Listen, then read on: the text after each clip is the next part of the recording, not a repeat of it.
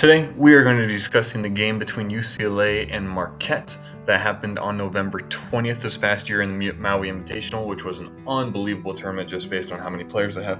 We're going to discuss essentially the main defense that Marquette went to and how UCLA exploited that in the first half, how Marquette changed it in the second half, and then finally walk through the final 2 minutes and 30 seconds because it was an absolutely tremendous game. Let's go.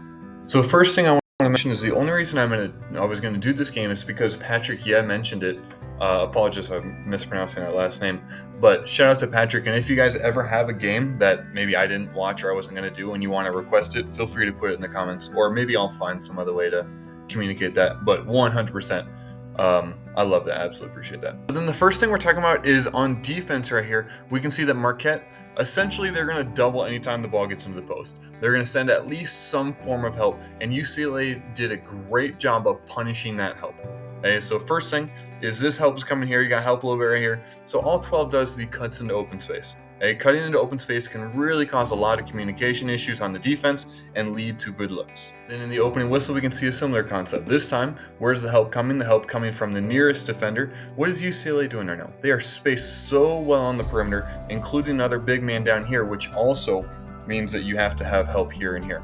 Okay, so what does he do? They wait for the rotation to come. Number 4 has to come here because now this guy has no defender. So you skip it here, and you have 2 players and 1 defender. That is what UCLA wants.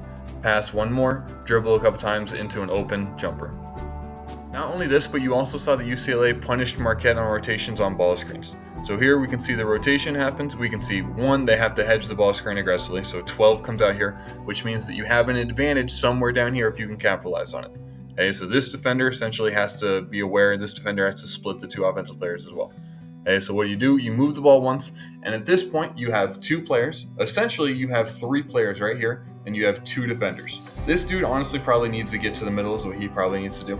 But in this situation, 10 does a great job, reads where the open pass is, boom, right to the middle, let your athletic big man go finish. Very similar concept here. UCLA has a little motion up top. Again, what do? They have to hedge to get this. They get essentially the ball out of this hands as fast as possible, get out of the double, move it, and then you have that advantage that we talked about earlier. 1 does a much better job of getting over. So what is the counter in this situation? Boom, skip it. You pass to the place he just left. Okay? So one thing I would say is maybe this pass is a little off target, a little miscommunication between 10 and 4 of whether 4 should be coming up or not. So that's just something you can fix in the practice room for sure. But the concept behind it is great, even though he ends up missing it. And then finally, last play of the half, we can see the exact same concept. So boom, Marquette comes up. UCLA, they've been trained well. What do? They want to take advantage of the mismatch. Boom, get the ball out of there. Get the ball into the post. So they don't exactly take away the advantage right away, but instead they go back to what we saw in the first, maybe second concept we discussed. Boom, there's going to be help coming. UCLA, this dude, I'm pretty sure he's just flat out waiting for it. I don't think he's actually looking to score at all. I think he's looking to force help in some situation. So boom, we see the rotation. Let's go back a little bit. We're going to see that Tyler Kolek, number 11, doesn't actually even help that much. It's just kind of 4 aggressively rotates preemptively. Okay, so as soon as he goes, the big man, the post player is looking, who's open? Boom, I'm going to kick it out there. Now 2 has to rotate aggressively, and who is open in the corner, or not in the corner, in the wing, number 4, open 3. You got to love that. Absolutely great possession from UCLA. Okay, so then we're going to jump ahead to the second half here in a second. So before I play these clips, before we get to these clips, let me ask you, what do you think Marquette could go to that would allow them to essentially not be forced into rotations they don't want to? What can they do? So the one thing that's really important here is Marquette is really versatile on defense. 1, they have really good defenders, and 2, Shaka Smart has instilled a system where they're able to essentially switch between defenses quite a bit. And that was the biggest turning point, I think, in this game. So the first thing that they're able to do is 1, okay, and we saw this at the top right here, on this ball screen, what do? They don't hedge, they simply switch it. Okay, so that's the first thing, is it avoids the rotation on that ball screen that we talked about at the beginning. Okay, so now that they don't have to worry about that. The second thing is UCLA goes to their other concept. They get the ball in the post. There is currently a mismatch. And first off, where does the help come from? Okay, so the big man is probably the way to do it. But Marquette does a much better job of being aware on the backside. Tyler Kolek right here. So 1, the nearest pass, you don't take away him. Okay, he stays home. Okay, that makes it harder to pass the ball simply out.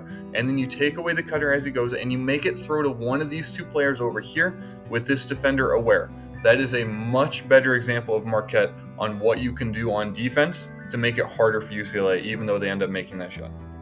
All right, the second example of this. So we can see ball screen set way up top, which I love by UCLA. If they're going to switch, make them switch early. Hey, Marquette switches. Keep it simple, you know? That concept right there is super high level that not very many teams go to. Okay, so instead of having the point guard essentially on UCLA's athletic big, what do? The point guard communicates with this player down here, the other quasi post from Marquette, just says, hey, let's just switch this preemptively. Boom, you get a post on a post, and you no longer have that mismatch. And this dude's super athletic, so it's probably not a mismatch even with the guard. So what does UCLA do? Again, same thing. Boom, Marquette just switches. No rotation needed. You're all good. That was a big on a big. And although this is probably difficult for 12 to guard this guard, that is a much better defense than giving up a dunk at the rim. Okay, ball screen is coming up later in the game. What do? They just switch it.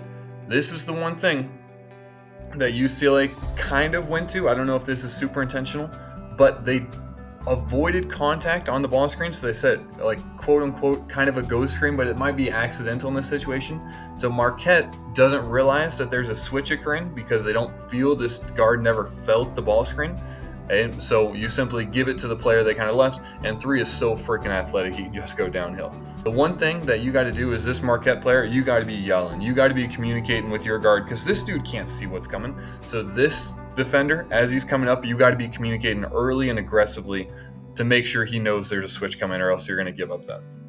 And then finally, the other concept that Marquette is able to do because they're so versatile and Shaka Smart switches defenses is they go to zone. Zone also eliminates the rotations at least somewhat. It puts different rotations out there, but it does eliminate rotations in the sense that UCLA was exploiting them earlier.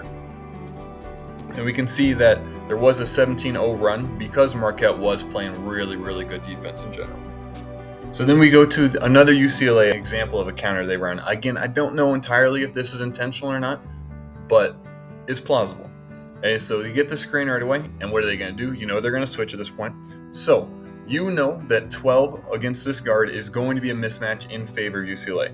So that means that Marquette has to be paying more attention. So UCLA is like, oh, let's make sure we capitalize on this lack of attention. So again, this rotation right here makes me think maybe it is intentional. I'm assuming 4 is the better shooter. I don't know UCLA well enough to judge for sure. But this guard is now like, oh, I got to help. I got to make sure 12 doesn't get essentially left on an island. Boom, I'm going to show help. As soon as that help happens, what does UCLA do? They did such a good job of this throughout the game. Pass the ball, get it to somewhere you have an advantage. So now you make this defender pick between these two players. He picks number 12, who's the one with the ball, so that makes sense. Just rotate it, boom, open 3. Great job by UCLA there as well. Okay, so let's walk through the final 2 minutes or so. We can see right here it's a 4-point game.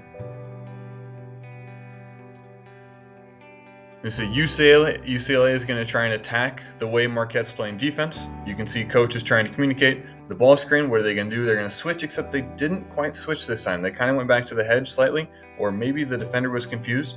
But we can see that intentionally UCLA is going to set up screen on the big that's trying to recover to number 3 right here to try and get it open just a little bit longer. Unfortunately, they're not quite able to do it. And ultimately, they do end up calling up another ball screen, and they force a difficult shot. But Marquette gets called for the foul. But I'd say, so it's not the guy that strips the ball that gets called. It's number 2 that gets called. Like, this is going to be such a difficult shot. Like, don't even risk it by getting up near him in the first place. Don't risk that foul being called. It's my professional opinion. And I use the term professional lightly, just to clarify. Okay, so then Marquette on offense, we're up by 1. We're looking for a good shot here. Boom, they get what they deem an advantage. I love this concept is get the point guard down low, and they do such a good job of getting the point guard to the post and then allowing that to, like, you don't have to stay in the post, just use that as create opportunities and collect flashes. So he's coming downhill, he's beat his defender, so he forced help. I think he anticipates the post player right here being one step earlier, but this is such a high level concept to know that he's going to cut because he's not the 3-point shooter. And a great pass regardless, but good defense by UCLA. So now we're down 1. Okay, so UCLA essentially results to one-on-one. Probably not the greatest possession, but they do maintain the ball. Okay, so then off the inbounds, you want to get the ball into number 3. And I like this idea because why do you know that help is essentially not going to come? Because the whole game we've seen that UCLA punish the rotations. And so now Marquette's a little bit more hesitant to help. And so they essentially let him play one-on-one. And a good move by number 3, who I thought played really well. And he finishes to take the lead by 1. So you get some ball movement, swing the ball around, looking for an open opportunity. And so this is, I think, semi-controversial, but I personally love it.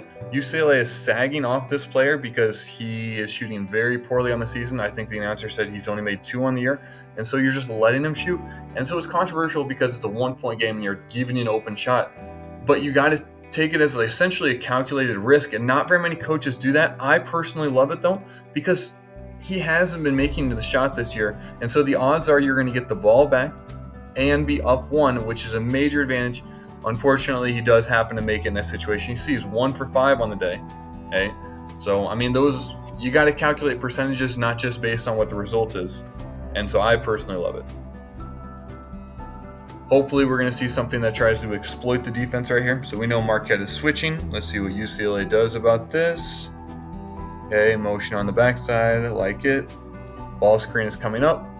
Okay, this is kind of a ghost screen. One thing I would say is I would like for number 4 to come a little bit closer to the defender so that this guy has to worry a little bit more about getting hit with the ball screen. But they use that to create the advantage. Marquette plays good defense. I think if 4 comes closer, it creates a little bit more separation. You get more of an advantage, but good defense by Marquette.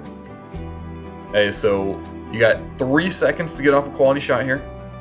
And then if there's a rebound, you can play with that as well. So, I mean, that's as good as the look you're probably going to get. Go for the rebound. Everyone's got to crash. I don't know why there are players standing outside the 3-point line. Like, this dude should be crashing. This dude should be crashing. No reason not to. It's the game, you know. Hey, this ball gets ricocheted. They do get the rebound. I like the drive, an off-balance shot at the rim, and it just rims out. Oh, this is such a good look late in the game. And it's just like the randomness. So this is what I love. There's no fouls being called. You're playing it out, and it's a shot at the buzzer to tie the game. Even though UCLA loses this game, they have a lot to be happy about in this game. Because Marquette, we know, is a top 3 team. I think them and Purdue, I haven't watched all the teams play, but them and Purdue are the top of the league. And UCLA was right there with them, if not winning for the majority of the game. So overall, if you enjoyed this video, feel free to like and subscribe, and have a great rest of your day.